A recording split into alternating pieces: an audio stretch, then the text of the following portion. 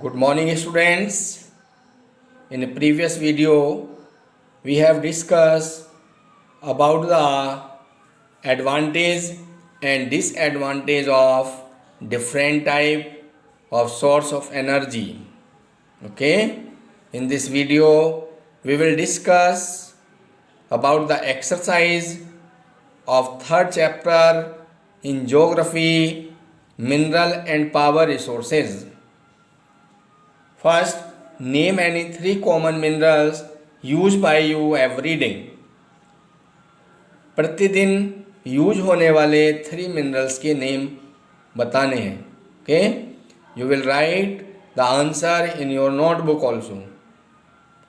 Second, what is an ore?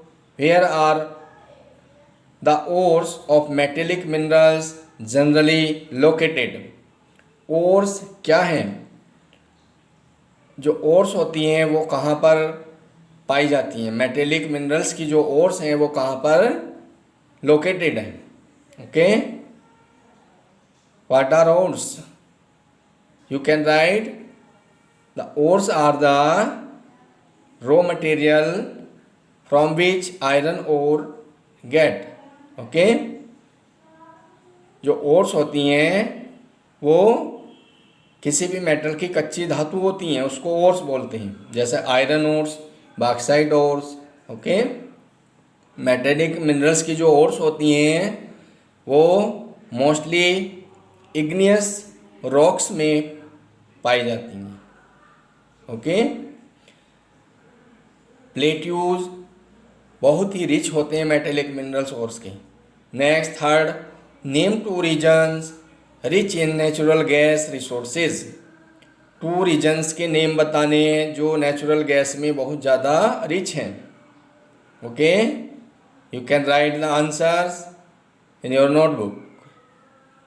Already we have discuss in the chapter. Russia and Norway are two important regions in the world. Fourth, which source of energy would you suggest for? इनमें से आप किस energy के source को suggest करेंगे? Rural area में, जैसा कि आप जानते हैं रूरल एरिया में कैटल डंग इनफ मात्रा में होता है, उसका यूज करने के लिए बायोगैस सेटअप की जा सकती है, बायोगैस एनर्जी. कोस्टल एरियाज़ वो होते हैं जो सी के पास होते हैं. ठीक है, सी के नियर वाले जो एरिया होते हैं उनको कोस्टल एरिया बोलते हैं. तो कोस्टल एरिया में टाइडल एनर्जी का यूज किया जा सकता है.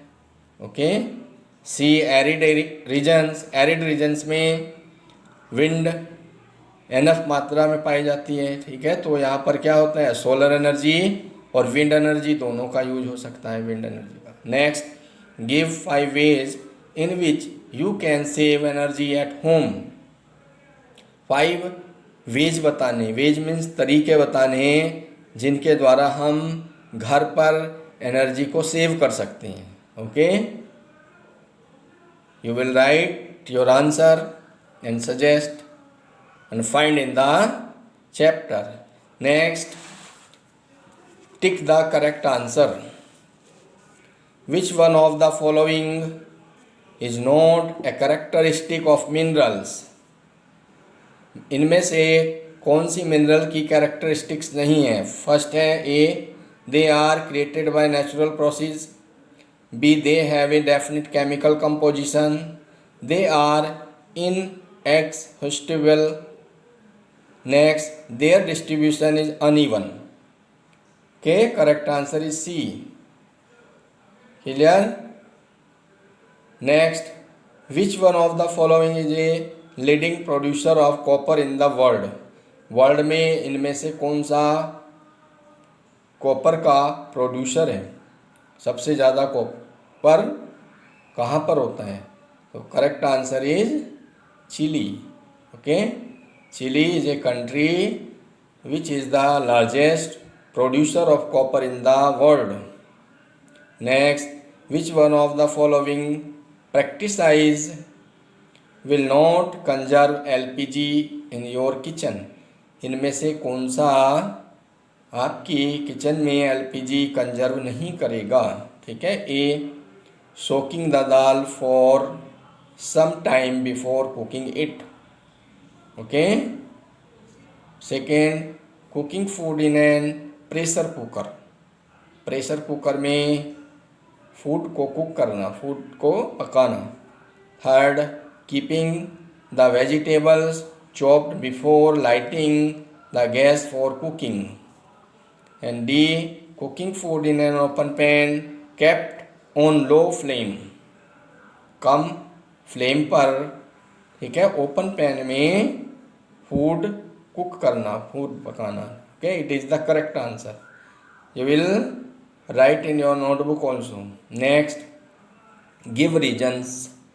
ठीक है, इसके रीजन्स बताने। Environmental aspects must be carefully looked into before building huge dams.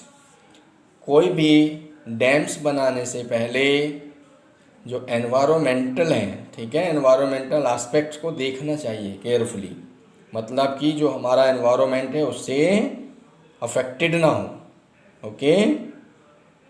Second, most industries are constructed around coal mines.